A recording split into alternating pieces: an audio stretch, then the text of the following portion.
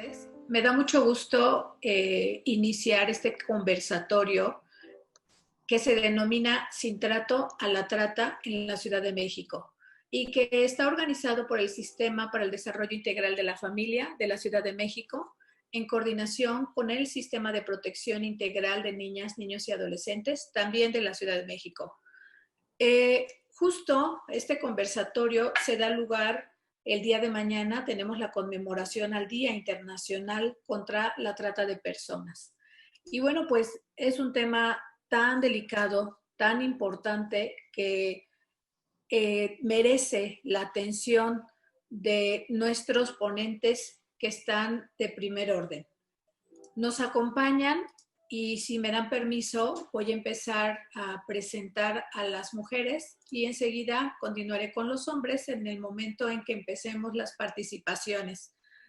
Vamos a iniciar agradeciéndole, por supuesto, a todos y cada uno de los que nos acompañan, tanto de manera presencial como de manera física, como ponentes de manera virtual. Por supuesto, la doctora Nayeli Ramírez Hernández, la presidenta de la Comisión de Derechos Humanos de la Ciudad de México, el doctor Salvador Guerrero Chiprés, presidente del Consejo Ciudadano para la Seguridad y Justicia de la Ciudad de México. Gracias.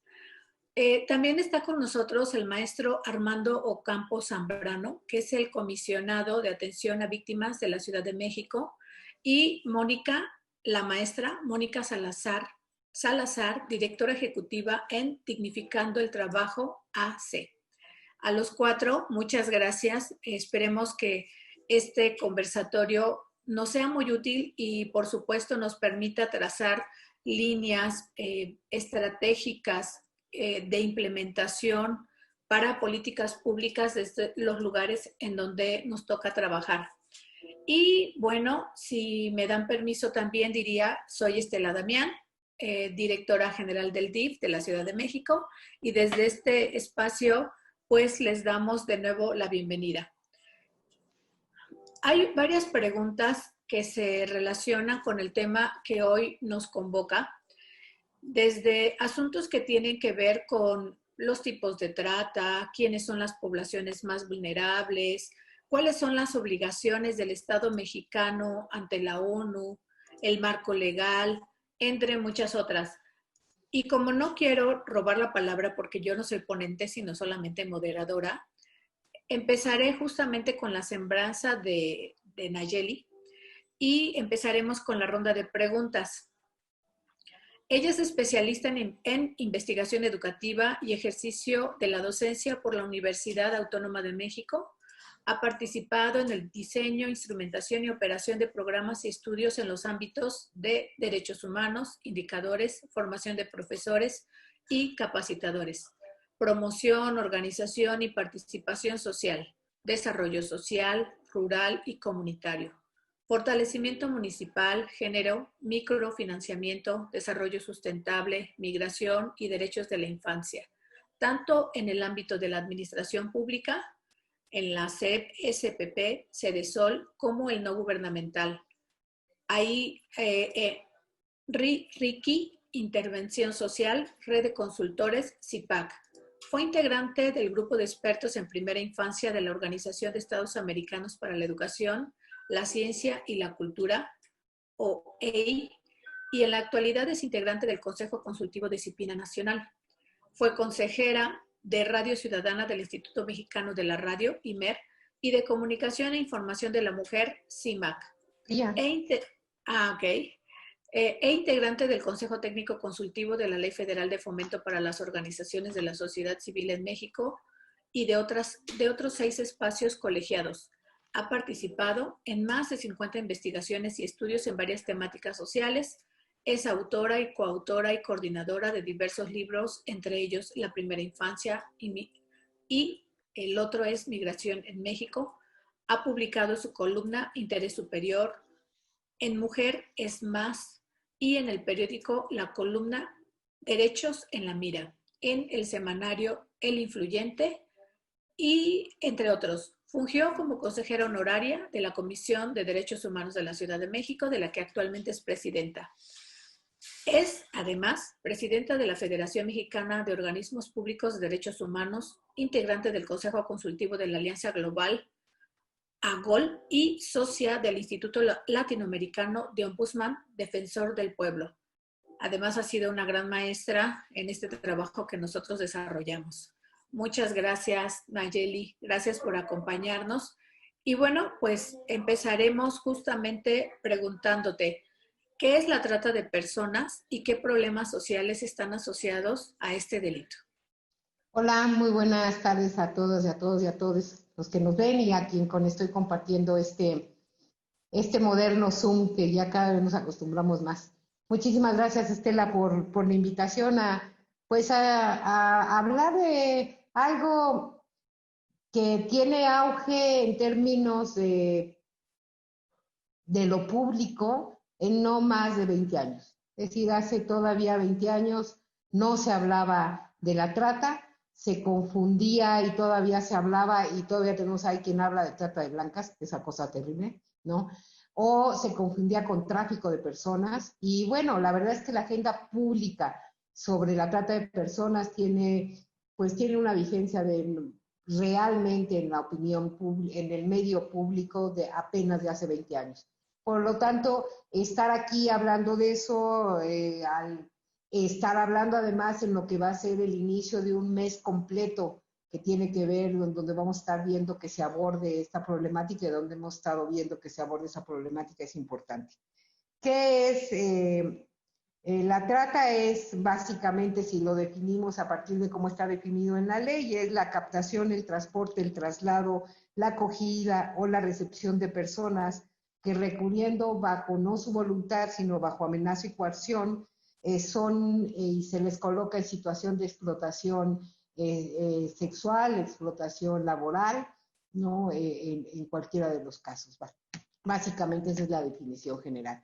Yo quisiera más bien hablar en términos no tanto de los problemas sociales relacionados con el delito, sino pensar que exactamente la trata ha tenido un tratamiento que ha ido pasando en términos de enfoques. Es decir, inicialmente se cataloga la trata como un delito y a partir de eso tienes todo un cuerpo tanto internacional como nacional que se enfoca directamente exactamente a fortalecer las miradas y la persecución de este delito, ¿no? Después tienes un abordaje en donde se empieza a acercar a que la trata es un fenómeno, sí, que es un delito que incorpora violación a derechos humanos, ¿no?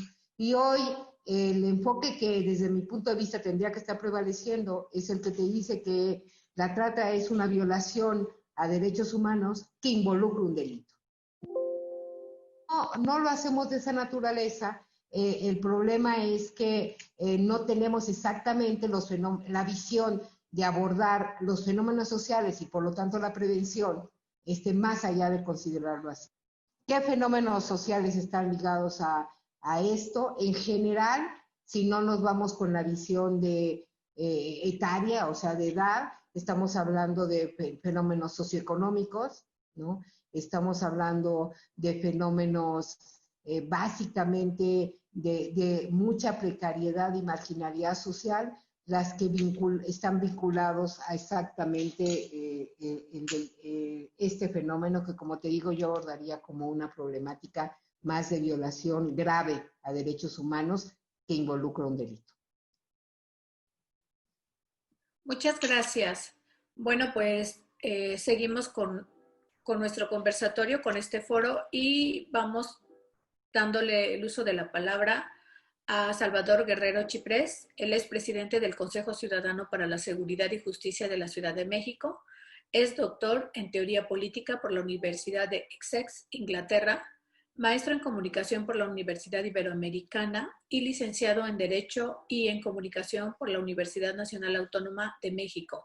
Fue director de Seguridad Privada y asesor del titular de la Secretaría de Seguridad Pública del Distrito Federal. Fungió como director general de investigaciones de la Secretaría de Seguridad Pública Federal y asesor del titular de la Comisión Nacional de Seguridad. Ocupó el cargo de vocero federal del nuevo sistema de justicia penal en Morelos. Fue comisionado ciudadano de transparencia en el Instituto de Transparencia y Rendición de Cuentas de la Ciudad de México, InfoDF, y fue profesor investigador del Instituto Tecnológico y de Estudios Superiores de Monterrey. Ahora sí, si me das permiso, Salvador, yo te preguntaría, ¿por qué las niñas, niños y adolescentes son un grupo vulnerable al delito de trata? ¿Por qué es necesario hablar del enfoque diferencial y especializado hacia niñas, niños y adolescentes? Bueno, primero hay que recordar en qué situación nos encontramos en México, haciendo una extrapolación. Bueno, muchas gracias primero, Estela, por la apertura. Saludo a la presidenta del Consejo de la Comisión de Derechos Humanos, a Armando, a Mónica, mi compañera Mónica, a todos ustedes los saludo. Muchas gracias por la oportunidad de conversar. Entonces, quisiera iniciar mencionando que están ahí los datos globales y los datos nacionales sobre por qué se puede responder a la pregunta que tú haces recordando qué tan vulnerable puede ser la infancia. Entonces, en el caso concreto de los, ya sé que lo dijo ahorita la presidenta de la Comisión de Derechos Humanos, pero luego es importante recuperar las edades en que hay una cierta vulnerabilidad mayor. Entonces, las personas que tienen entre 0 y 14 años son aproximadamente 22 millones en México. Y según la UNICEF, el 63% de las personas en nuestro país ha sido sujeto de algún tipo de violencia, sea sexual o de algún tipo de violencia física con propósitos pseudoeducativos. Entonces, es un enorme porcentaje. Estamos hablando de que casi 13 millones de niñas y niños en todo el país han estado sujetos a algún tipo de violencia de esos dos tipos que acabo de mencionar. Entonces, ahí tienes una primera marco de referencia que ubica a la niñez como vulnerable. El segundo es algo que hemos venido registrando en acompañamiento con el gobierno de la ciudad, especialmente la Secretaría de las Mujeres, en los meses recientes y también los años previos, sobre qué ha ocurrido con el maltrato familiar, con el maltrato infantil, con la violencia familiar y de género. En particular, por ejemplo, algunas variaciones interesantes que forman parte de la respuesta para colocarla en contexto. Digamos que entre abril y junio hubo un incremento muy importante en los reportes que recibimos en el Consejo Ciudadano sobre violencia familiar y de género, que son, por cierto, los primeros que menciona la secretaria de Gobernación cuando hace la alusión a este tipo de incrementos que hoy fue aludido por cuarta ocasión, si no cuento mal, desde que la secretaria de Gobernación empezó a plantear el tema. Entonces, se cuadruplicó en abril respecto del mes previo los reportes de violencia familiar y de género, y entre ellos destacan los referidos al maltrato infantil y a la violencia infantil. Entonces, ahí tenemos que en el núcleo familiar, en el núcleo central de reproducción de ciertos valores y prácticas buenas y malas de lo que ocurre en la sociedad mexicana, hay un espacio de vulnerabilidad muy considerable. Entonces, ya tenemos dos aspectos del marco. Primero, 63% de 20 millones de personas que tienen entre 0 y 14 años sufrieron algún tipo de abuso de carácter sexual o golpes, simple y sencillamente, al menos una vez, según se reporta en esos datos de la UNICEF. Y en segundo lugar, hay una violencia familiar y de género que hace víctimas en particular a las niñas más que a los niños desde una tierna etapa de la vida. Entonces ya tenemos dos grandes elementos por los cuales hay que identificar el marco y la gravedad del tema y ponerla también en contexto. Un tercer elemento, y que también a partir de que el Consejo Ciudadano gestiona la Línea Nacional contra la Trata de Personas, es que las niñas y los niños también son objeto de dos tipos de explotación que han emergido a lo largo de 17 años desde el protocolo de Palermo en el 2003, si no recuerdo mal, que han emergido ahí a la opinión pública y a la visibilización del fenómeno, que es lo que tiene que ver, por supuesto, de explotación sexual, que hace objeto de su accionar a nivel global a las niñas de entre 15 y 16 años.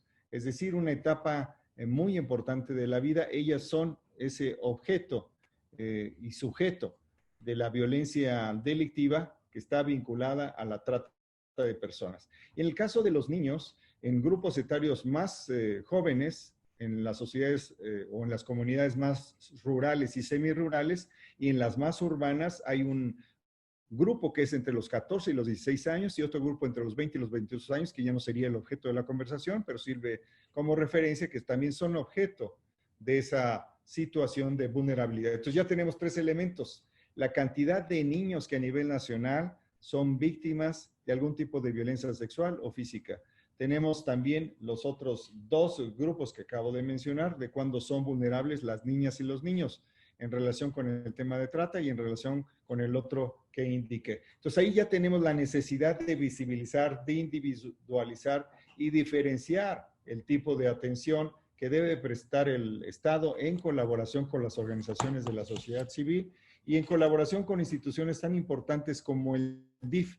Ahí tenemos una alianza que fue la primera que realizamos en el Consejo Ciudadano con Estela Damián, que generosa, flexible y de una manera muy asertiva, desde el año pasado, hace año y medio, firmamos el primer convenio con Estela Damián de lo que hacía el Consejo respecto de esta temática y por supuesto que ella aceptó. Y la primera alianza parte de la reivindicación de esos valores asociados con esta problemática y también con una expectativa de comprensión y de acción en un modelo de intervención social que no pudo haber sido desarrollado más que, me parece, en esta administración. Entonces, para nosotros atender el maltrato infantil es prevenir que niñas, niños y adolescentes sean víctimas de trata y para atender también la violencia de género y también lo que implica su grado extremo del feminicidio, es esencial desde ahorita incorporar una visión de conjunto. Están los datos de violencias, los datos de agresiones, los vinculados a la desigualdad y todos aquellos que también ya mencionó de una manera muy puntual la presidenta de la Comisión de Derechos Humanos. Pues yo creo que es esa convergencia de elementos los que nos permite responder que es indispensable un enfoque diferenciado y colaborativo, y así respondería yo a la pregunta que me hiciste el favor de presentar. Muchas gracias, Estela. Gracias, Salvador. Bueno, pues ahorita que los escuchaba, recordaba, muchos de los que estamos aquí somos contemporáneos, andamos en el quinto piso, y me acordaba de estos cambios con relación a este tema. Seguramente a ustedes como a su servidora, cuando éramos niños nos decían que tuviéramos cuidado con los robachicos.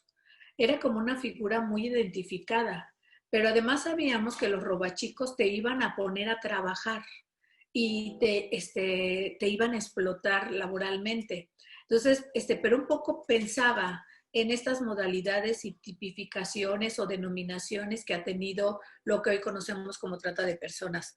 Bueno, pues vamos con Armando Campos Zambrano. Él es licenciado en Derecho por la Facultad de la UNAM, de Derecho también, con grado de maestro en Derecho por la Universidad Panamericana. Es catedrático del TEC de Monterrey en materias de amparo, procesal civil y administrativo. Consultor, asesor y litigante privado en sociedad civil y colectivos por más de 20 años en derecho de amparo, humanos, de familia y penal. Con respecto a la asistencia, asesoría, representación y reparación integral a personas, grupos y colectivos víctimas del delito y por violaciones a derechos humanos. Especialista en aspectos de discriminación, salud, inclusión laboral en la población LGBTTIQ, en violencia contra las mujeres, como transversalmente en demás grupos de atención prioritarios. Actualmente funge como comisionado ejecutivo de atención a víctimas en la Ciudad de México tras ser nombrado por la doctora Claudia Sheinbaum Pardo, jefa de gobierno, conjuntamente con la primera legislatura del Congreso de la Ciudad de México para el periodo 2019-2024. Y bueno, pues Armando, si me das permiso, quisiera preguntarte, ¿cuáles son los obstáculos para sancionar y erradicar el delito de trata de personas? Y de manera particular, ¿qué problemas se enfrentan las niñas, niños y adolescentes víctimas de este delito para acceder a la justicia?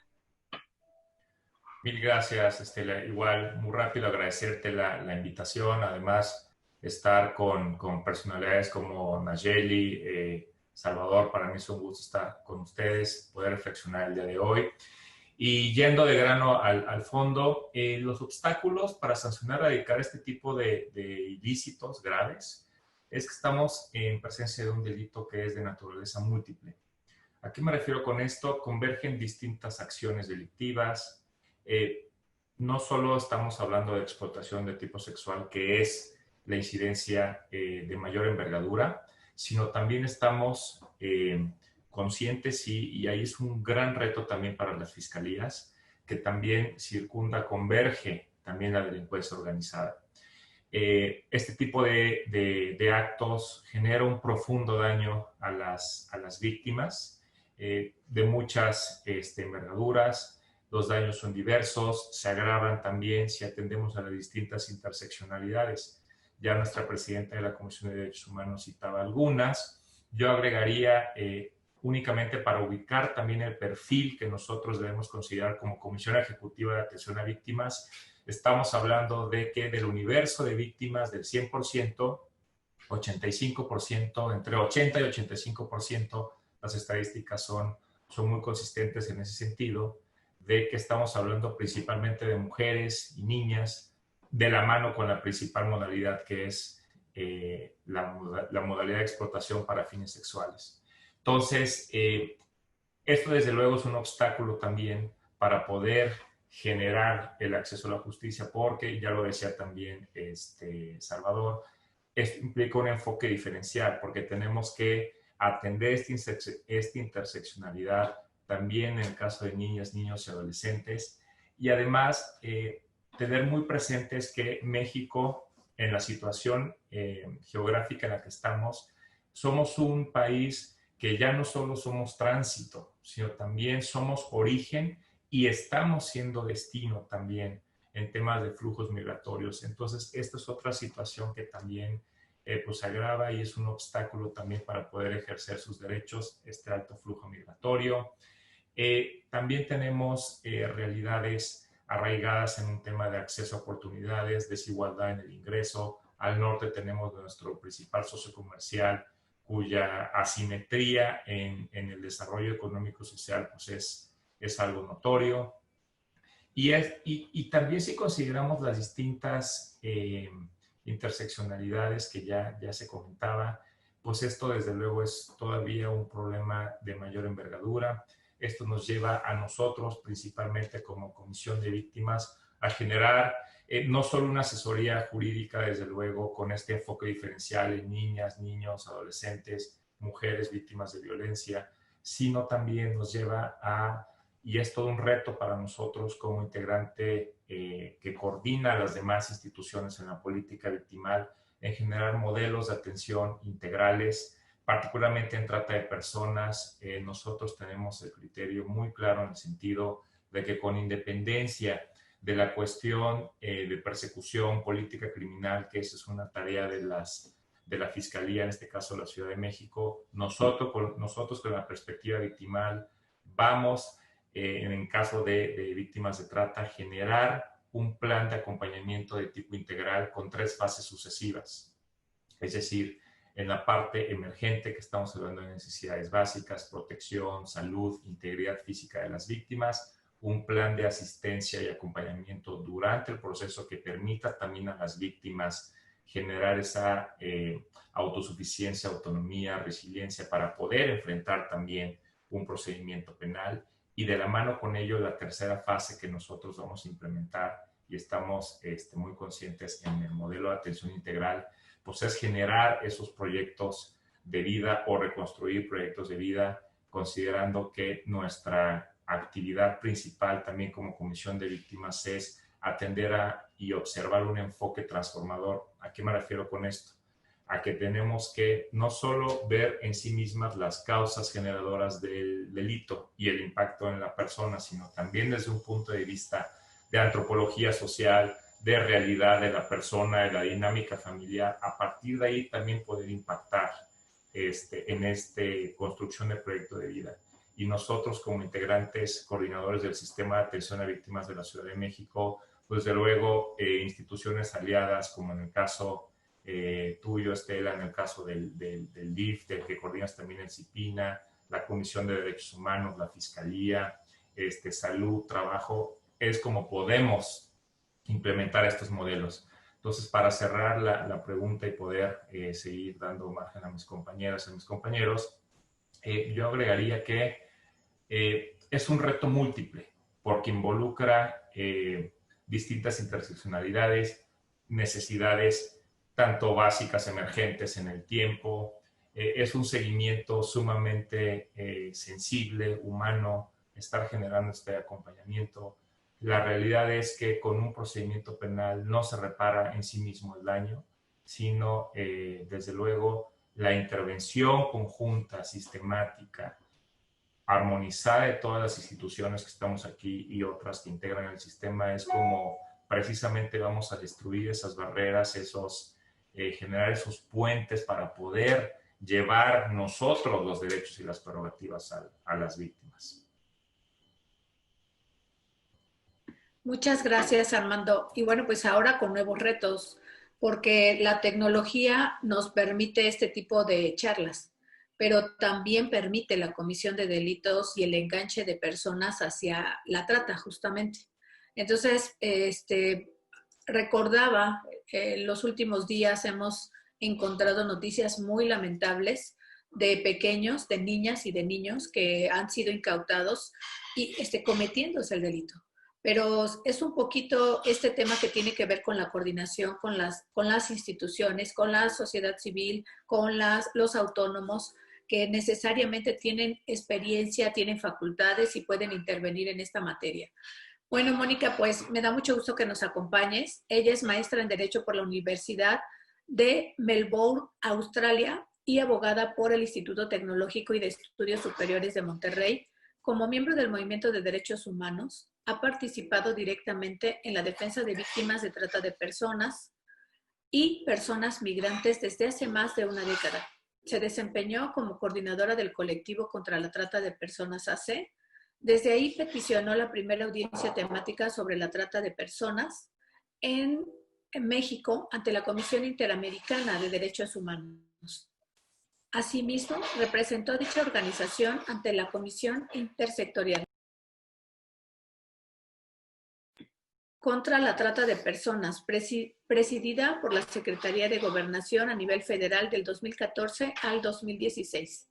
Actualmente dirige Dignificando el Trabajo AC, DITRAC, organización de la sociedad civil que desde un enfoque de derechos humanos y perspectiva de género busca la prevención sistemática del trabajo forzoso y trata de personas en México y América Latina. Como consultora, ha colaborado para diversas organizaciones de la sociedad civil, académicas de la sociedad civil nacionales e internacionales, organismos internacionales e instituciones académicas, entre los que se encuentran Polaris, Project. También tenemos Fundación Panamericana para el Desarrollo, la Organización Internacional de las Migraciones, entre otros. Mónica, muchas gracias por acompañarnos. Y bueno, pues si te fijas, estamos fundamentalmente interesados en atender a la población objetivo que desde el CIPINA y desde el DIF de la Ciudad de México atendemos. Y entonces, lo que yo te quisiera preguntar es, ¿cuáles son los obstáculos para sancionar y erradicar el delito de trata de personas? Y de manera particular, ¿qué problemas se enfrentan las niñas, niños y adolescentes víctimas de este delito para, creo que esta ya se la hice a Salvador, estoy mirando que esta fue la que me acaba de contestar, me la contestó Armando. La pregunta para ti es, ¿la contingencia por COVID-19 podría agravar los problemas sociales asociados al delito de trata de personas? Y de manera específica, en el caso de niñas, niños y adolescentes, ¿qué miras? ¿Cómo podemos abordarlo? Y incluso, ¿cuáles podrían ser nuestras áreas de oportunidad en medio de esta pandemia, Mónica? Hola, gracias, Estela. Hola, buenas tardes a todas y todos y a todas y todos los que me acompañan como ponentes. Es una gran pregunta y yo quisiera empezar explicando dos cosas. Tendríamos que hablar de la situación de riesgo que enfrentan las niñas, niños y adolescentes previo al COVID, en situaciones de trata y previo a la trata, y situaciones que enfrentan las niñas, niños y adolescentes post-COVID y cómo se involucran y cómo se les involucra en una situación de trata. ¿Y por qué quiero hacer este énfasis? Porque es una población que ha estado en riesgo para la trata de personas siempre. Es por eso que desde el marco internacional se hace mucho énfasis en poder atenderles adecuadamente.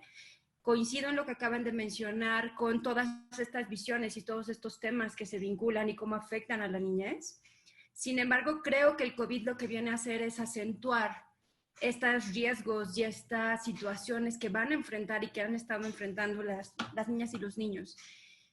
Tú mencionabas ahorita que qué ha pasado con estas noticias lamentables que estamos viendo y que hemos empezado a identificar desde marzo hacia acá en términos de las nuevas tecnologías, cómo se involucran, qué sucede y qué delitos están permeando en estas poblaciones. Y creo que lo que va a suceder post-COVID es que habría que identificar a las niñas y los niños sí como un grupo directo, pero también como parte de un grupo vinculado a sus padres. ¿A qué voy? La situación COVID les va a afectar directamente, pero también les va a afectar indirectamente. ¿Por qué? Porque la mayoría de los padres y las madres en la situación actual que tenemos hay una incertidumbre espantosa a nivel económico, pero también emocionalmente. Y creo que eso va a hacer que muchas y muchos niños estén en mayor riesgo para ser cooptados para una situación de trata. ¿Qué ha pasado en la Ciudad de México? Y lo explicaban. Creo que se han hecho muchos esfuerzos para poder atender adecuadamente a la población y creo que la Ciudad de México por años ha sido pionero en poder combatir la trata de personas con ciertos comentarios al margen que se podrían profundizar posteriormente. Sin embargo, una de las cosas que desde Dignificando nos llama mucho la atención es uno, que la situación de COVID no exacerbe esta situación de la criminalización de la pobreza, es decir, hay un riesgo de que podamos ver a más población de niñas, niños y adolescentes trabajando en sectores informales, por ejemplo. Vamos a empezar a identificar situaciones de mayor violencia hacia este grupo, en donde también tendríamos que empezar a pensar en procesos de restitución, reparación y reintegración mucho más enfocadas a derechos humanos y alejadas de la parte criminal. ¿Por qué? Porque socialmente, desde nuestro punto de vista post-COVID, cambiaron las cosas. Entonces, sí va a haber un riesgo mayor. Ahora, ¿qué más sucede? En la mayoría de los casos se ha hablado de las niñas, niños y adolescentes enfocados a una situación de trata con fines sexuales. Sin embargo, si lo analizamos desde la parte de servidumbre, la parte de trabajo forzoso, situaciones vinculadas a la mendicidad, creemos y hemos identificado que se va a potencializar y que en ese sentido reiteramos que se va a tener que establecer una política de protección para poder reintegrarles adecuadamente, pero también para evitar esta parte de la criminalización que ha sucedido mucho en México, en aras de combatir a la trata de personas, se ha generalizado. Una de las cosas que desde DITRAC estamos haciendo mucho énfasis, y más en estos días en la conmemoración internacional, es la trata de personas no es sinónimo de explotación. La trata de personas es una situación que como elemento y enfoca y jala esta parte de la explotación, pero en sí no es la única finalidad. Es decir, se puede o no llegar a la explotación y se puede ya estar en una situación de trata. Entonces, aunado a la pregunta que hacías, ¿qué dificultades hemos identificado? Creo que identificamos todavía un marco legal sumamente poroso, un marco legal bastante ajeno a lo establecido en los estándares internacionales y un marco legal que a final de cuentas no establece un parámetro estructurado, robusto para la protección de esta población. Entonces, COVID viene a enfatizar eso, COVID viene a poner el punto sobre la I y a dejarnos un gran trabajo para realmente poder hacer algo en aras de esta población. Gracias. Muchas gracias, Mónica. Qué buen tema. Identificar varias áreas de oportunidad que probablemente no hemos tocado y que justamente podríamos trabajar en conjunto para que se desarrollen. Bueno, pues si me dan permiso, vamos a cambiar el orden de intervenciones y me iría con nuestro compañero Salvador Guerrero para preguntarle, ¿cómo piensas que podemos contribuir a prevenir el delito entre aquellos sectores de mayor vulnerabilidad como mujeres, niñas, niños y adolescentes? Que me parece que esas son como de las grandes búsquedas. ¿Cómo evitar que suceda? ¿Y por qué hacerte esta pregunta a ti? Porque estás en el Consejo Ciudadano, en donde tienes una articulación neurálgica con muchas de estas quejas y con muchas de estas denuncias. Bueno, muchas gracias. Ciertamente por eso, y fíjate, me das la oportunidad, Estela, de mencionar que tenemos una colaboración muy importante con organismos que están trabajando estos asuntos a nivel internacional, como nosotros, en nuestros compañeros de Polaris en Washington y nuestros compañeros en Canadá del centro que lucha por el fin del tema de la trata de personas. Entonces, tenemos precisamente en estos 3 días un diálogo con ellos y ellos tienen una perspectiva también global que nosotros compartimos que tiene que ver con algunas de las eficiencias pendientes, y quisiera retomar algo que me parece sugiere Mónica que es importante.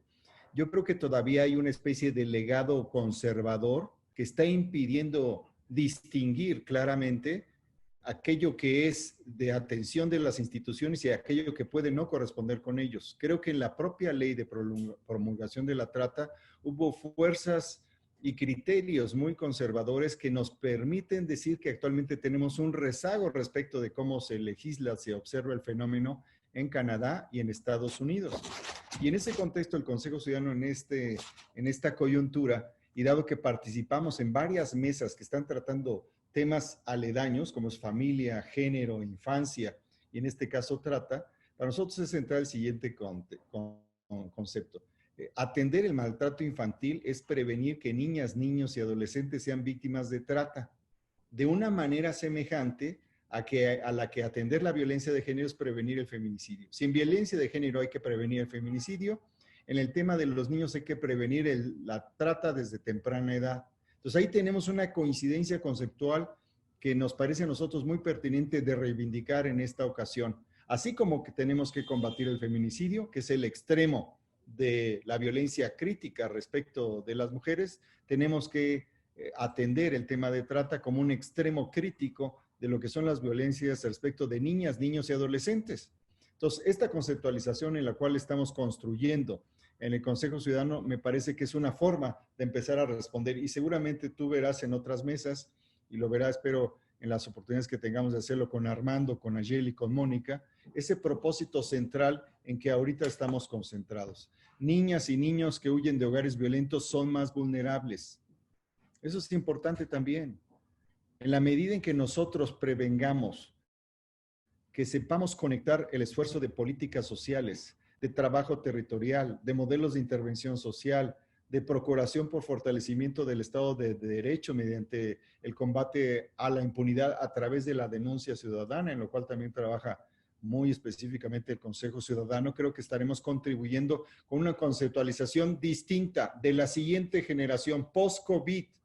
Tenemos que idear esa manera de que ese concepto baje a nuestro trabajo y que sea eficiente en términos de que los sujetos de bienes jurídicos, la posibilidad de que todos fortalezcamos el Estado de Derecho se construya desde la más temprana edad. Y eso pasa también por recuperar una noción en que las familias están ubicadas al centro del beneficio de la política social, pero también son el centro de la actuación. Sí hay que reivindicar una noción de participación ciudadana que reconozca al sujeto activo, al ciudadano, a la familia, al centro de esa operación y de restitución de las fortalezas del Estado y de las fortalezas de la comunidad de manera combinada. Así que yo respondería así a esta pregunta. Insisto, atender el maltrato infantil es prevenir que niñas, niños y adolescentes sean víctimas de trata. De la misma manera que combatir la violencia de género nos puede llevar a disminuir drásticamente los números de feminicidio que todavía son muy graves. Eso es lo que yo respondería. Muchas gracias, Estela.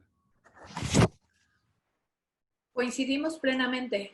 En efecto, me parece que tu visión es la adecuada.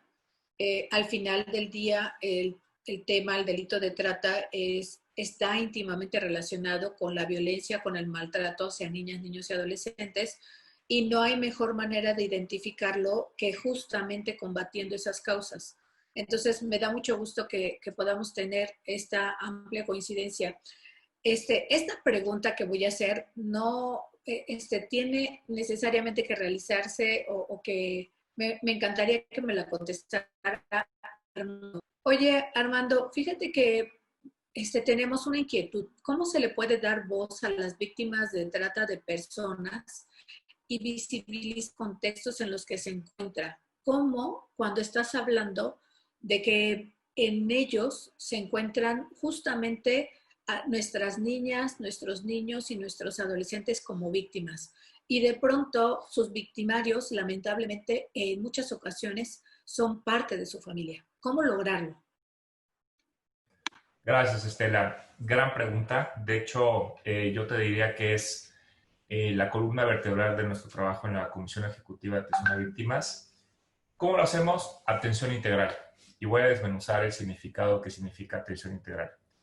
Necesitamos, primero, dependiendo el estado en el que se encuentre pues, cada caso que se presente, romper el ciclo victimal. Y para romper el ciclo victimal, presentado el caso, es extraer a esas niñas, a esos niños de ese ciclo de violencia, hablando de trata de personas, a través de este plan de protección y acompañamiento que, en este caso, la Fiscalía General de Justicia y su servidor como comisionado ejecutivo estamos muy alineados en ese sentido, en establecer este plan de acompañamiento y generar esta atención integral. A su vez, necesariamente se tiene que generar la incorporación, como ya bien decía Salvador, a programas y accesos sociales de manera diferencial, de manera especializada en derechos humanos y que permita, como ya comenté, romper este ciclo.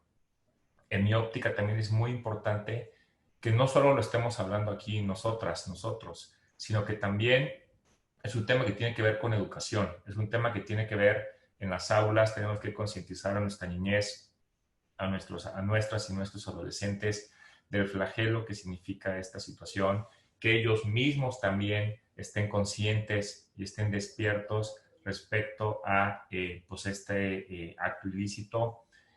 Una manera también de dar voz es desde nuestra trinchera, que es la Comisión de Víctimas, incorporar políticas públicas diferenciales, especializadas en niñas, niños y adolescentes. Como ya adelantaba, el reto que significa este tipo de ilícitos es generar un concierto de autoridades en nuestro grado de especialidad.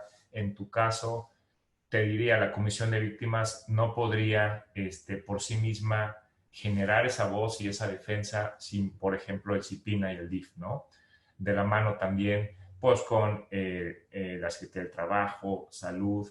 Tenemos que romper este ciclo victimal y esto es a través necesariamente del concierto de autoridades en el que todos, poniendo el granito que nos corresponde y nosotros como orquestadores del sistema de atención a víctimas, es la manera en cómo vamos a poder dar esa voz.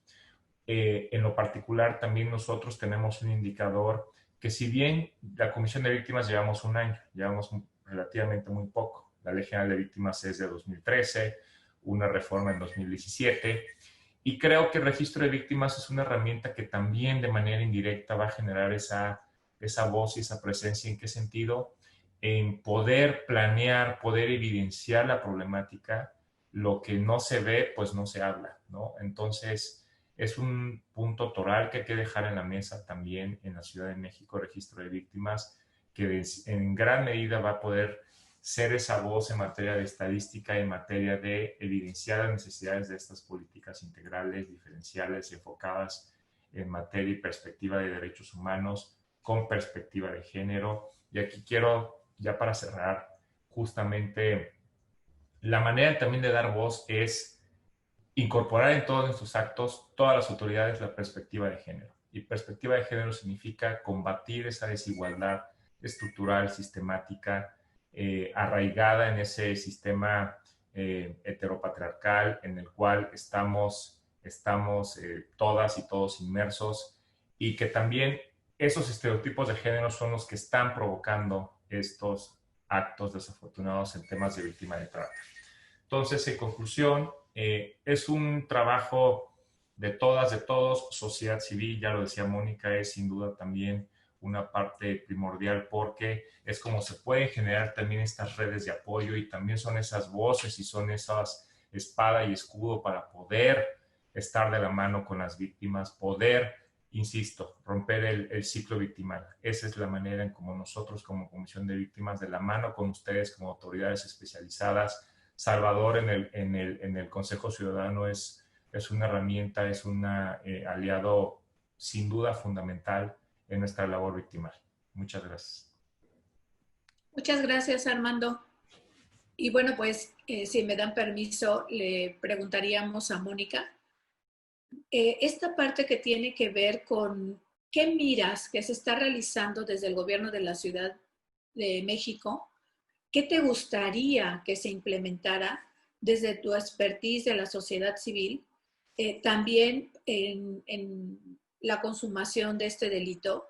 para que justamente podamos no solamente combatirlo, la aspiración, me parece que de los que estamos en esta mesa y de una muy buena parte de la sociedad es la erradicación de este delito. ¿Cómo miras este fenómeno dentro de la política pública aquí y qué te gustaría mirar, Mónica? Gracias. Es una gran pregunta. Creo que voy a empezar explicando brevemente los pilares del tema a nivel internacional. La trata de personas tiene 3 grandes pilares, 4, que es prevenirlo, que creo que la mayoría de los esfuerzos se han enfocado hacia la prevención. Y creo que ahí tenemos todavía mucho trabajo que hacer porque tendríamos que regresar 2 pasos atrás y establecer realmente qué es la trata de personas y ayudar a la población a comprender el fenómeno sin pasarles la responsabilidad de identificar víctimas, autoidentificarse, gestionarse, etc. ¿Por qué? Porque eso estamos heredando a la niñez y a la adolescencia. ¿Qué sucede con esto? Que estamos buscando que la misma sociedad reconozca un fenómeno que a nosotras y a nosotros nos sigue costando trabajo poder dimensionar, poder definir, poder crear una legislación adecuada y en armonía, etc. En términos de persecución, que es el segundo pilar robusto en el tema de trata de personas, creo que ha habido todavía ahí más avances y como lo mencioné hace rato, la Ciudad de México por mucho tiempo ha sido, dentro de toda la República Mexicana, de los estados que más registros de sentencias, detención, etcétera, ha tenido, pero también tiene un alto índice de personas que han sido detenidas no siendo responsables del delito. Y eso también impacta a la niñez, porque muchas de esas personas son padres y madres. Entonces tenemos que lograr permear en eso y tenemos que lograr realmente, en aras de proteger a los niños y a las niñas, dimensionar adecuadamente qué es la trata de personas, redefinir y restablecer, repito, que no todo es trata de personas. Entonces eso va junto al tema de participación que ya han mencionado, que es el tercer pilar. Dentro de este pilar se establecen políticas de coordinación, de intercambio de información, de investigaciones y de aspectos mucho más profundos para que realmente se tejan estas políticas transversales para erradicar eventualmente el fenómeno de raíz. No nada más por encima, no nada más por operativos aparatosos, sino realmente por intervenciones estructuradas, analizadas, pensadas, etcétera. Y el cuarto, pero no el último, creo que es el más importante, es todo el tema de la protección. De la protección desde el rescate de las víctimas, desde reintegrar a las víctimas, pero sobre todo de rehabilitarles. Y rehabilitarles creo que es de los pasos más complicados en este fenómeno, en este delito, y tiene que ver con lo que comentaba Nayeli. Es un delito transversalizado dentro de todo el tema de derechos humanos. Entonces, cuando contemplamos eso, es cuando realmente vemos que todavía nos falta mucho. Que todavía, si bien hacemos énfasis en armonizarlo, en conmemorar el día, en publicitar todos los logros que tenemos, todavía el contenido de esa estructura sigue siendo muy frágil. Sigue siendo muy frágil, ¿por qué? Porque es un fenómeno que se transversaliza con situaciones de desaparición, situaciones de feminicidio, situaciones de desplazamiento, situaciones de pobreza, situaciones de exclusión, etcétera, migración. Entonces, otra de las cosas también que tenemos que considerar aquí es la importancia que representa la Ciudad de México, esta transversalización, estos flujos, estos intercambios, esta parte económica tan importante dentro de toda la República, etcétera. Entonces, se vuelve sumamente complejo establecer una política pública en un tema de por sí complejo. ¿Qué me gustaría a mí, desde los años de experiencia que tengo en este tema, ver? 3 cosas básicas. 1, poder establecer claramente qué vamos a entender por trata de personas en este país, principalmente en esta ciudad, que creo que sería algo que necesitamos hacer porque se lo debemos tanto a la niñez como a las personas que han sido injustamente detenidas, como a las personas a las que todavía no se les puede reparar un daño adecuadamente. 2, me gustaría mucho ver esta coordinación de la que Armando hablaba, este intercambio de información en la que aquí Consejo transversaliza con estas líneas y con estos vínculos internacionales, pero también me gustaría que de ahí se partiera para una política pública, no de lo que creemos desde afuera que es el fenómeno y cómo más o menos podemos abordarlo, sino que realmente de esto, que las personas que ya sufrieron de este delito nos puedan transmitir y decir esto es lo que se necesita. Y 3, me gustaría ver una política de derechos humanos, no una política de persecución. Gracias. Gracias, Mónica. Bien interesante lo que estás señalando.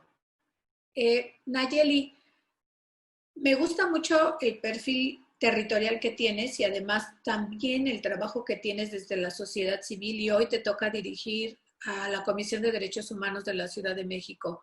Justamente de las cosas más complicadas que observo y lo que me gustaría que nos ayudaras a contestar en este foro es cómo lograr la mejor vinculación entre todos estos entes, entre el gobierno, entre órganos autónomos, entre sociedad civil, frente a un delito como el que hoy estamos abordando. ¿Cómo? Para impactar de la mejor manera a las niñas, niños y adolescentes. Sí, a ver, quiero un poquito irme para atrás y quiero retomar lo que Mónica planteaba en su primera intervención, que tiene que ver, y bueno, todo, tanto Armando como Salvador lo han abordado claramente. Estamos hablando de un fenómeno multicausal, multifactorial, y que por lo tanto es un fenómeno muy complejo, ¿no? No podíamos entender su abordaje desde ninguno de los pilares o desde donde tenemos que atacarlo, desde la prevención hasta la reparación integral para las víctimas, ¿no? Y la persecución de este fenómeno en su dimensión de delito, ¿no? Si no lo hacemos de manera transversal, interinstitucional y todos los actores. Eso es un principio fundamental. Creo que hoy estamos ante una oportunidad y un riesgo mayúsculo, dependiendo de cómo lo queramos ver, ¿no? Como lo decíamos y lo reiteraba Mónica, estamos las cosas que provocan y que desatan o que son riesgosas para caer en la trata están antes del COVID. Y hoy lo que pasa es que se recrudecen.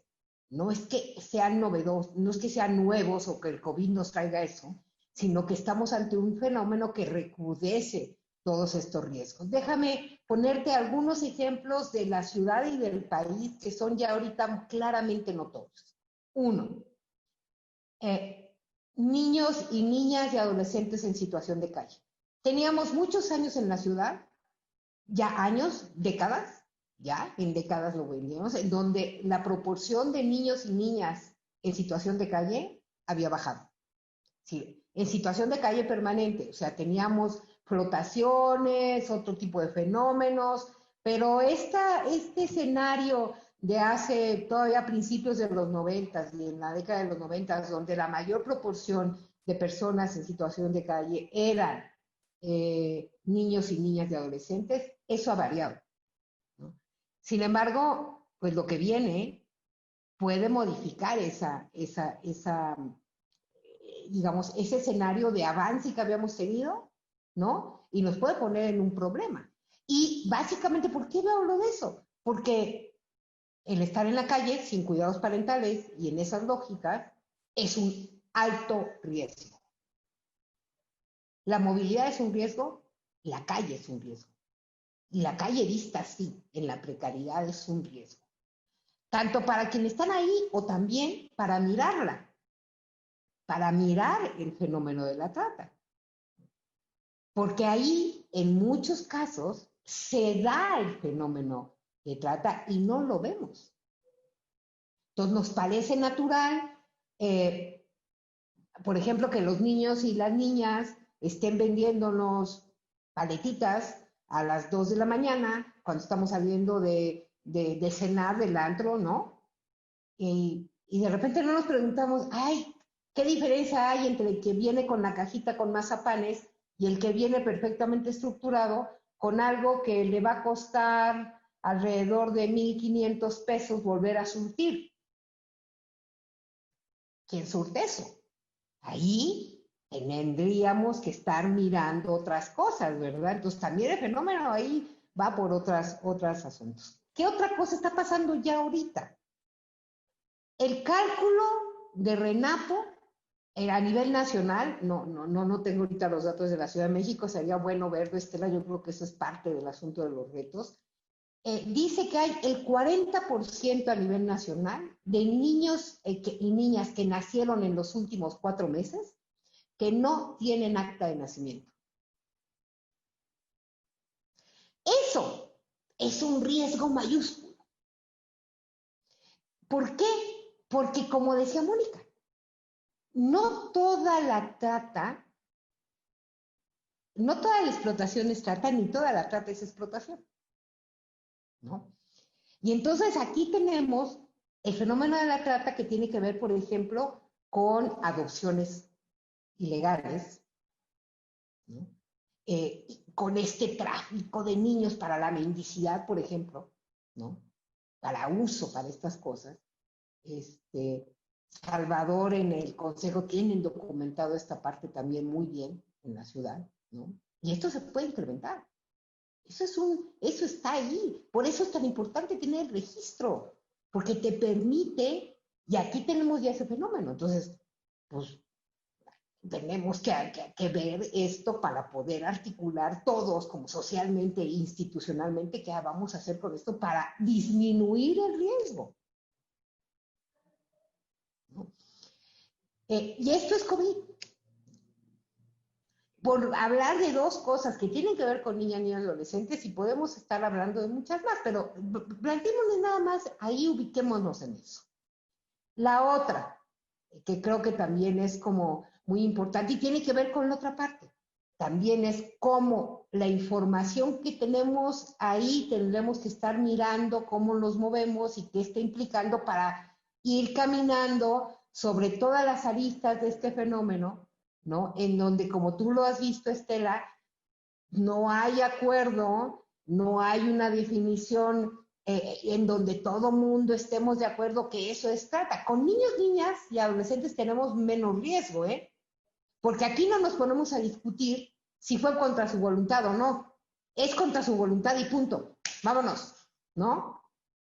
Pero si nos vamos con adultas y de adultos, tienes que acreditar que eso pasó y que entonces viene a la discusión si lo haces por gusto o no lo haces por gusto, si no sé cuánto, ¿no? Acá no. Pero de todos modos, ahí está puesto como, digamos, todos los retos que tenemos. Ahí, déjame regresar al otro.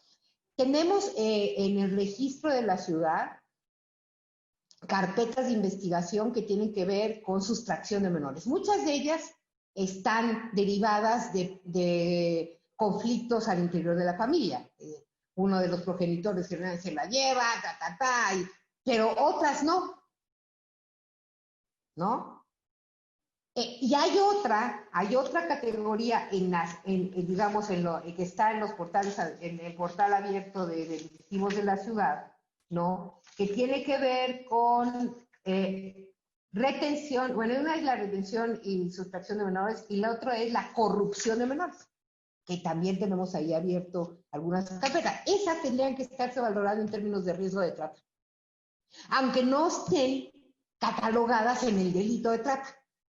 Entonces, digamos, creo que ahí tenemos ahí cosas que podemos como, digamos, enfocarnos y empezar, como te digo, yo sí creo que ante todo lo que tenemos que ver es no minimizar el riesgo, los riesgos y cómo se traducen, y el cómo tenemos que ir, digamos, avanzando en esto de estar mirando para muchos lados y no, a ver, aquí no se trata tampoco de pensar, porque luego también te llega el otro lado. Luego, claro, ante la falta de definición, todo es trata. Pues no es todo es trata. Como ya lo dijimos, tienes fenómenos ahí que no se catalogan como tal, pero que de todos modos son problemas sociales y que los tenemos que atender, ¿no? Luego, la otra parte importante que a mí también siempre lo repito, tenemos una visión de la trata todavía predominante socialmente que dice que es la trata con fines de explotación sexual. Y no toda la trata es con fines de explotación sexual. Tenemos trata con fines laborales, tratas con fines de explotación laboral, trata con fines de trabajos forzosos, trata con fines, por ejemplo, de robo de y adopciones, sobre todo de niñas y niños. Entonces, finalmente creo que ahí también los acompañaría. ¿Cómo lo articulamos? Yo creo que hay muchísima, a ver, el boom, y vuelvo a regresar, en los 90s la agenda de trata también, no nada más en la opinión pública, no nada más en las políticas públicas, era básicamente casi nula. Y de repente empieza este siglo y básicamente, como suceden en los fenómenos, del lado de las organizaciones empieza a haber recursos y empieza a haber como la llamada a la atención de que ahí tenía que enfocarse parte del problema, tanto de la agenda de las organizaciones de mujeres, ¿no? Como la agenda de las organizaciones de niños, niñas y adolescentes, y fueron creciendo y tenemos un potencial enorme de organizaciones que ya llevan 20 años, muchas de ellas, trabajando la agenda de trata, ¿no? Y también tenemos, con todos sus bemoles y todos los retos que tienen, una institucionalidad que lleva 20 años igual, por lo menos trabajando, intentando y acercándose al trabajo de la trata. Entonces, lo primero que yo creo que hay que articular es los saberes. Ahí hay una experiencia de los dos lados, tanto de la parte gubernamental como de la parte de las organizaciones, que tenemos que recuperar, ¿no? Sobre todo en la mirada de transversalización. No se trata de organizaciones que trabajen trata. Se trata de organizaciones que trabajen derechos. Se trata de organizaciones que trabajen trabajo de víctimas, como decía Armando, complejísimo. Porque aquí estamos hablando, además, cuando hablamos de víctimas de trata, estamos hablando de que es cómo haces la reparación integral, asumiendo que básicamente estás hablando de un daño de por vida. Entonces, ¿cómo mitigas? ¿Cómo no puede ser de solamente una intervención? Sino cómo lo vas haciendo continuo para toda la vida, ¿no? Y vas monitoreando. Y eso es complejo y difícilmente el gobierno puede hacer eso. Las organizaciones tendrían muchísimo que hacer, por ejemplo, con Armando, en términos de la cuestión del seguimiento victimal de las víctimas de trata, que es para siempre. No se repone y no se restaura de una sola vez. Es más, los tratamientos de lo poco que hay documentado, porque son tratamientos muy largos, siempre te están hablando que tienes que regresar. Hazte cuenta, cubriste una brecha, esta persona víctima logró ya un poco adulta, joven, restaurar su vida y cuando se embaraza, por ejemplo, viene la crisis otra vez. Y entonces ahí tienes que estar. Y eso el gobierno, pues las instituciones de gobierno poco lo pueden hacer, ¿no? El Salvador, el Consejo, fundamental en términos de la alianza que tiene que tener con las organizaciones y ellas mismas como parte de esta figura que es el Consejo, que es muy rica, mucha gente no la entiende, gobierno no es gobierno, pues no es gobierno, ¿no? Pero trabaja y articula. También su labor es fundamental en términos de prevención y de detección, ¿no? Y pues las alianzas con la sociedad civil, que de hecho las tiene Salvador y las tiene el Consejo, pues ahí se ve una manera de cómo articulas el trabajo igual en esta lógica, ¿no? Entonces creo que no podría pensarse de otra manera, Estela. Yo creo que esto no podría pensarse de otra manera. Y creo además que si avanzamos en estas lógicas de articulación, no nada más avanzamos en disminuir algo tan aberrante y como puede ser esta violación grave a derechos humanos, ¿no? Sino que nos serviría también para atacar otros problemas, porque en el momento en que abordemos, pues puede ser no trata, pero puede ser abandono, puede ser no trata, pero puede ser ¿no? Puede ser que tengamos que hacer otras actividades que le tocan ahora sí a instituciones como el DIF que tú diriges o al propio CIPINA que articula a otras instituciones para hacer esto. Muchas gracias, Nayeli. Bueno, pues nos están dejando mucha tarea, pero nos están dejando, hablo en plural y en colectivo. porque aquí estamos pocos de muchos que podemos hacer.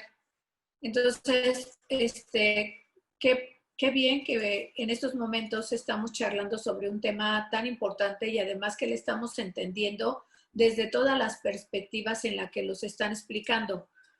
Salvador, justamente a mí me gustaría regresar contigo y preguntarte, no te dije antes, igual y no traes los datos a la mano, pero sí me gustaría que nos explicaras en la experiencia que tienes al frente del Consejo, cuál es y qué es y quiénes son los que más te denuncian el tema de trata y qué tipo de trata te denuncian.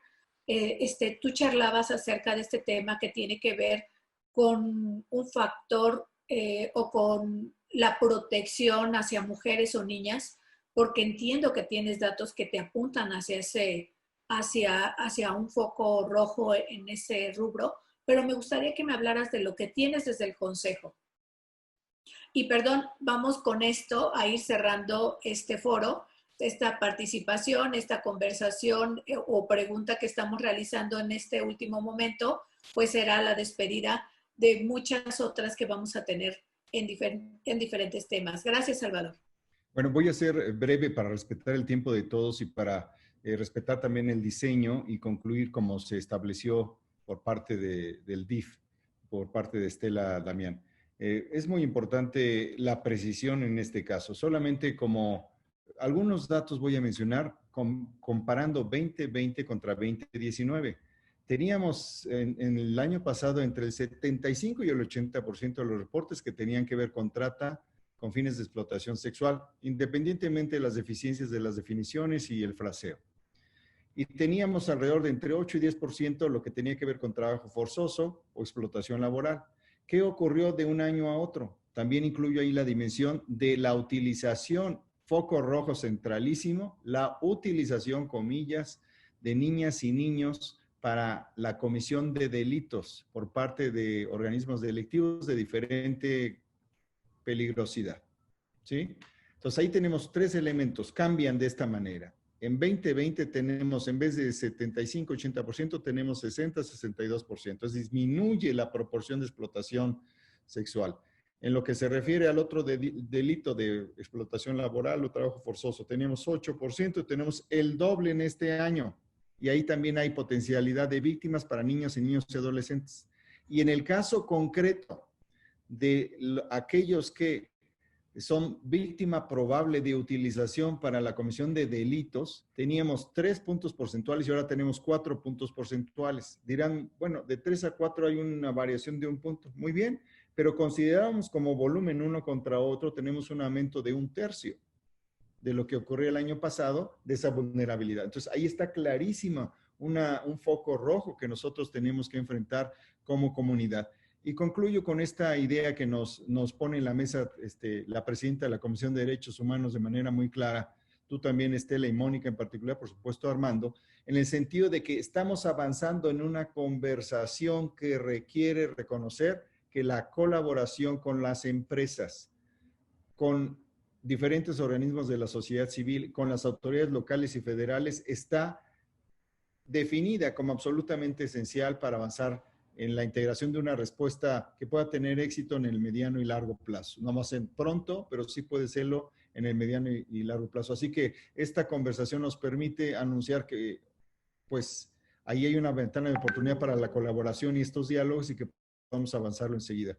Muchas gracias a todos y que tengan buen día. Y aquí quedo pendiente hasta que tú nos indiques, Estela. Muchas gracias, Salvador.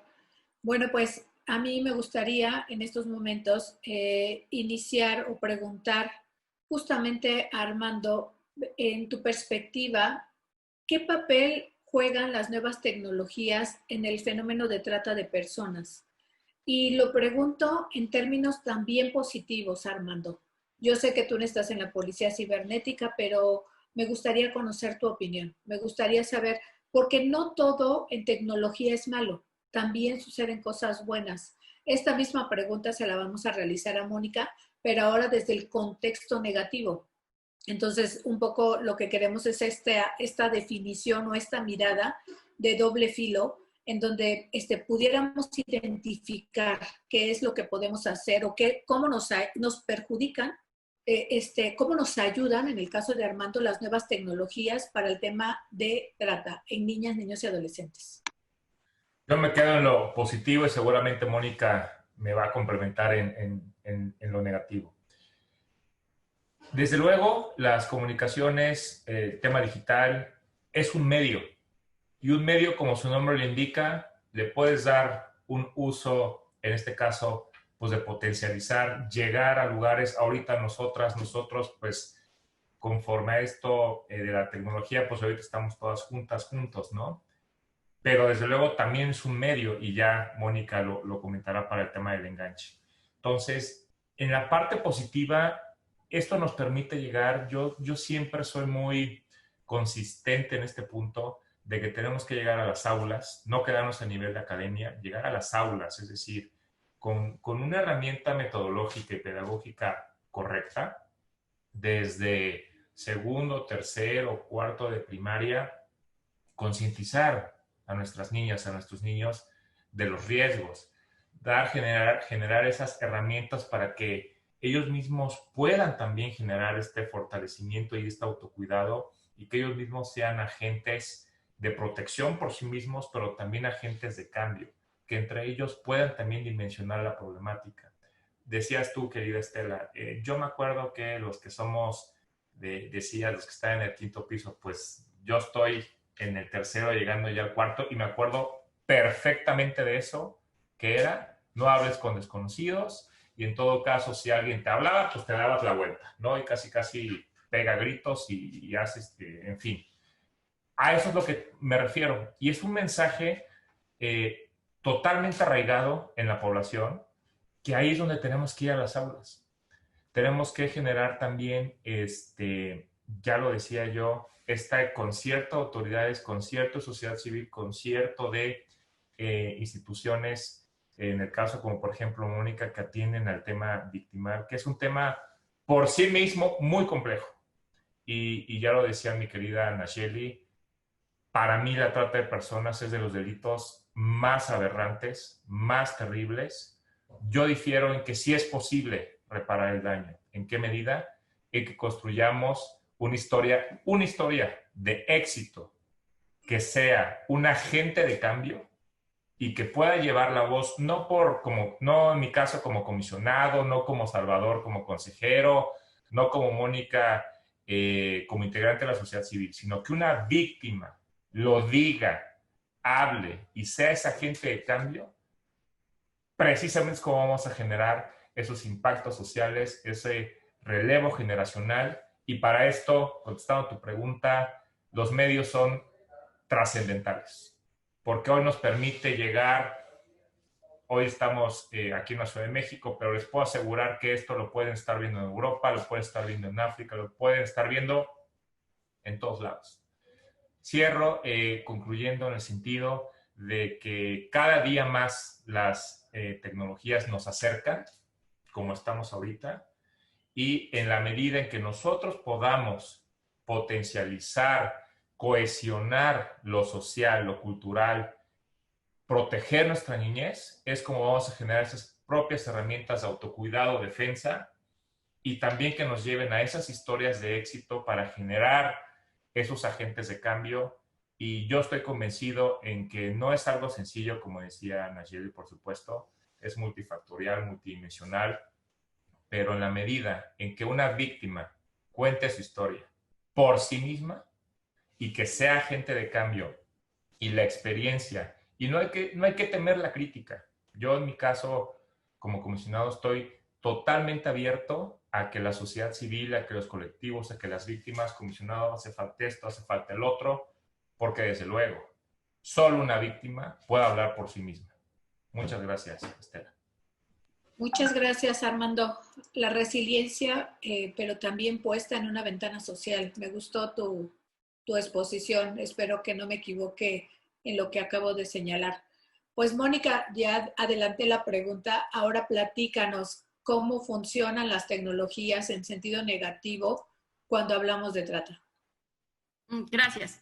Bueno, me toca el lado oscuro de todo esto. Creo que, y me gustaría empezar sin satanizar a las tecnologías. Coincido con lo que acaba de explicar Armando. Sin embargo, en el fenómeno de la trata de personas sí se ha visto que muchas formas de enganche a través de ofertas falsas, promesas, enamoramiento, estudios, viajes, etcétera, se han dado a través de las redes sociales. Y creo que aquí tendríamos otra vez que dimensionar que las redes sociales, las tecnologías de la información han sido uno de los elementos de mayor riesgo para el crecimiento del fenómeno.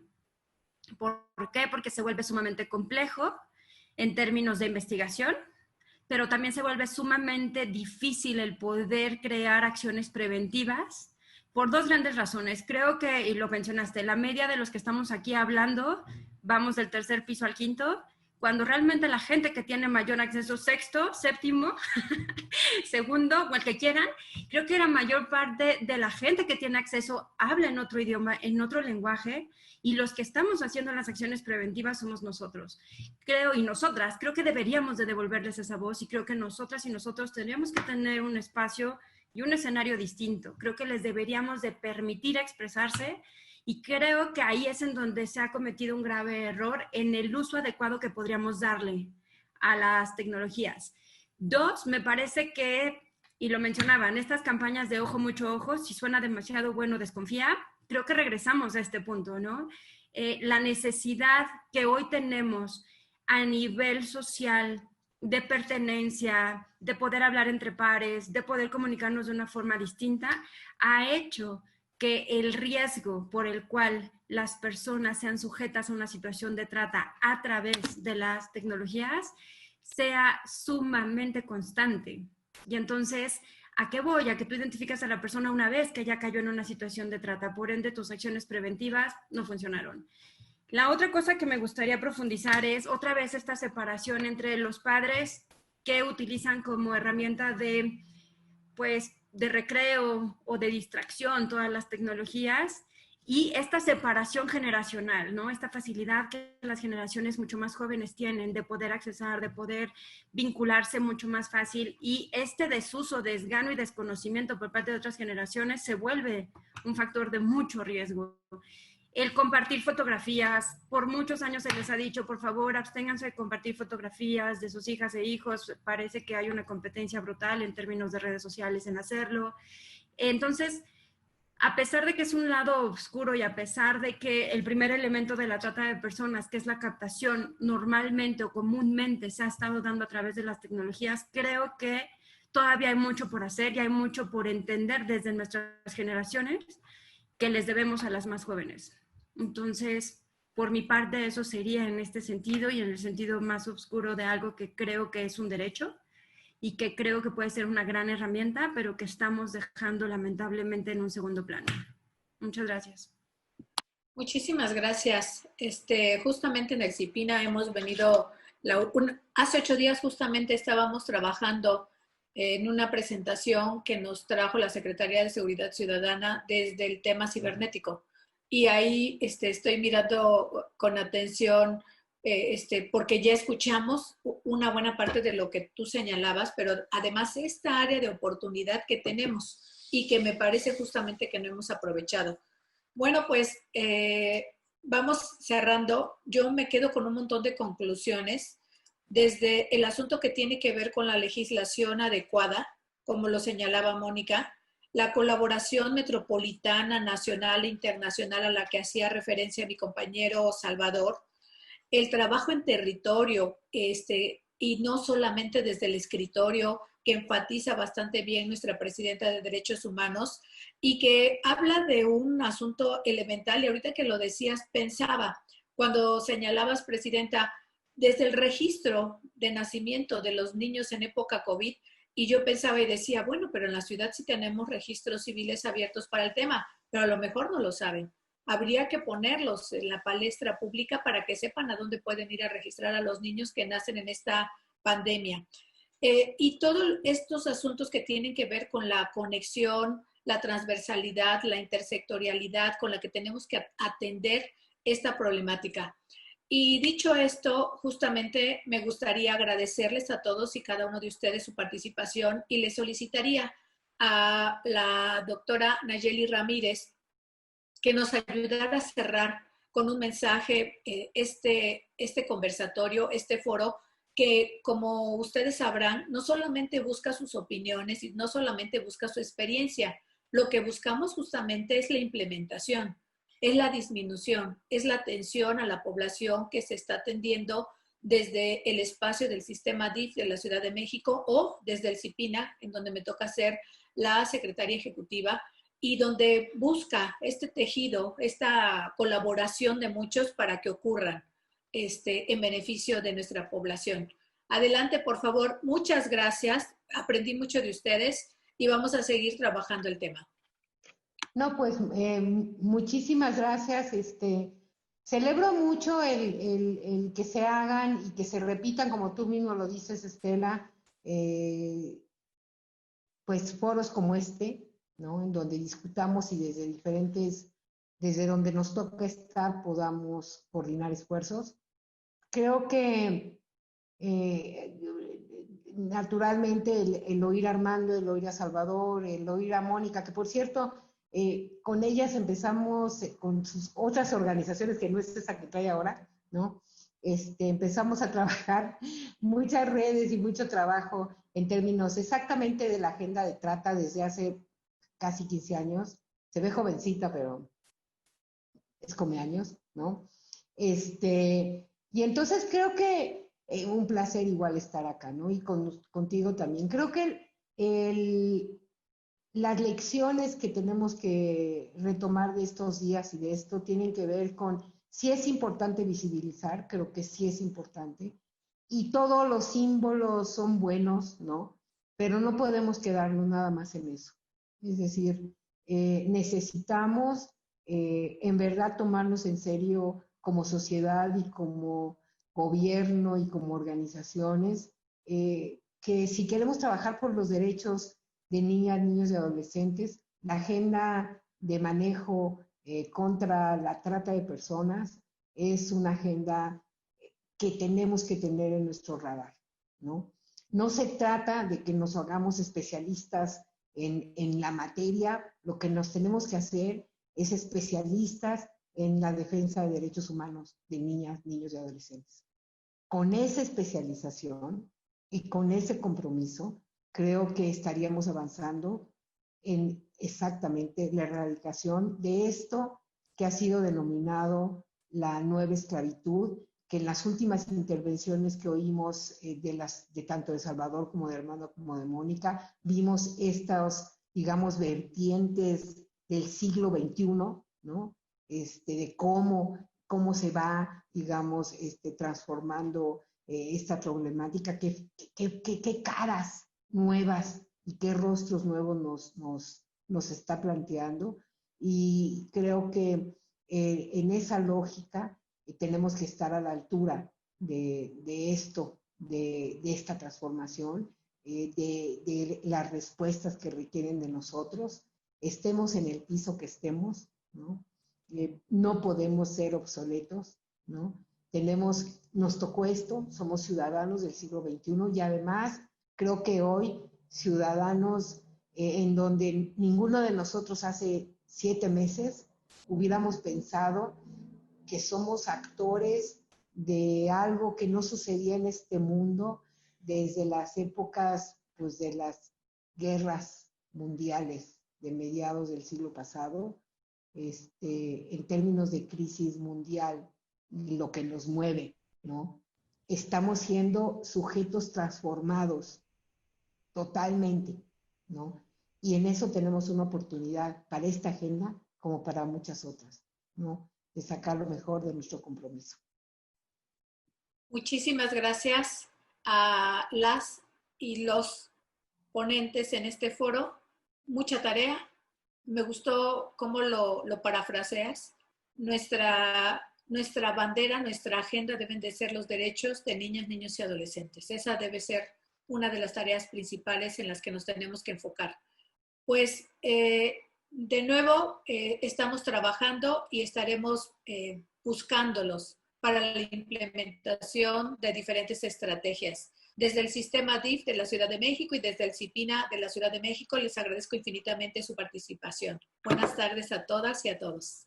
Muchas gracias. Hasta luego. Gracias. Buenas tardes. Buen provecho. Hasta luego. Buen provecho. Hasta luego. Buenas Muchas semanas. gracias, Salvador, Nayeli, Mónica.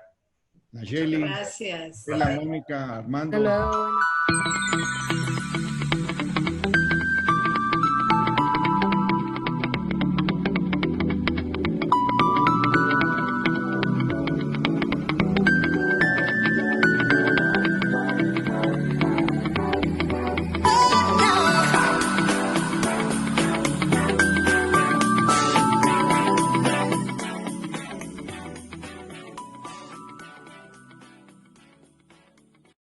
¿Sabes cómo se vive el proceso del duelo?